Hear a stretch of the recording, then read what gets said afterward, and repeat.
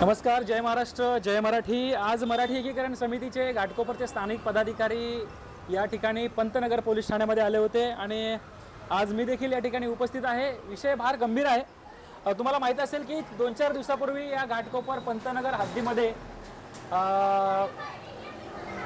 एक मराठी तरुण, आपला जो मिस्त्री नामक एक मराठी तरुण आहे, डोंबिवलीला तो राहतो, एका खाजगी कंपनीमध्ये काम करतो आणि तो या ठिकाणी घाटकोपरला प्रॉपर्टीचं मूल्यमापन करत असताना, व्हॅल्युएशन करत असताना तिथे एक गुजराती जो परप्रांतीय शाह नामक धवल शाह यांनी त्याला तिथे डांबून ठेवलं, त्याचे कपडे काढले, त्याला मारहाण केली।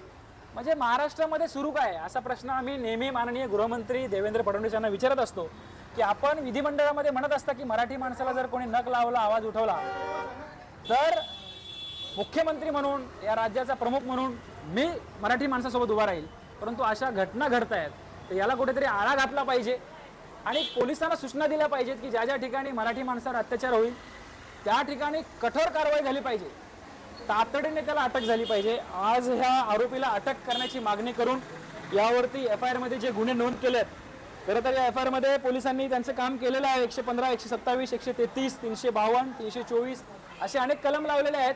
त्याला अटक झाली पाहिजे, त्याच्यावर कठोर कलम लावले पाहिजेत, ही मागणी घेऊन आम्ही या ठिकाणचे वरिष्ठ पोलीस निरीक्षक सुतार मॅडम यांना भेटण्यास आलो होतो। माझ्यासोबत सगळे शिष्टमंडळ या ठिकाणचे सहकारी उपस्थित आहेत।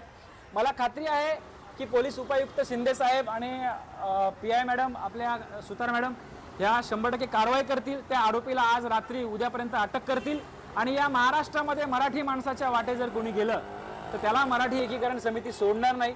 फक्त पोलीस आणि कायदा सुव्यवस्था बिघडू नये, माझ्या राज्याचं नाव धुळीस मिळू नये म्हणून आम्ही कुठलाही कायदा हातामध्ये घेत नाही, नाहीतर 5 मिनिटाच्या अंतरावरती आम्हालाही त्याला जाऊन फटकवायला वेळ लागणार नाही, एवढं मात्र लक्षात ठेवावं। परंतु या राज्याची, त्यामुळे आम्ही शांत राहतो। कुठेतरी कायद्याने त्यांचं काम करावं, कायदा ज्यांच्या हातामध्ये आहे, कायदा रक्षणाचं ज्यांचं काम आहे त्यांनी हे काम करावं अशी आमची इच्छा असते, म्हणून पोलिसांना भेटणं आमचं कर्तव्य आहे। आज जे काही आम्हाला बोलायचे आहे ते निरीक्षक सुतार मॅडम यांना सांगितलेलं आहे। मला खात्री आहे की मराठी एकीकरण समितीला या घाटकोपरमध्ये भव्य मराठी मोर्चा काढण्याची वेळ येणार नाही आणि पोलीस आम्हाला सहकार्य करतील। एवढंच बोलतो आणि थांबतो।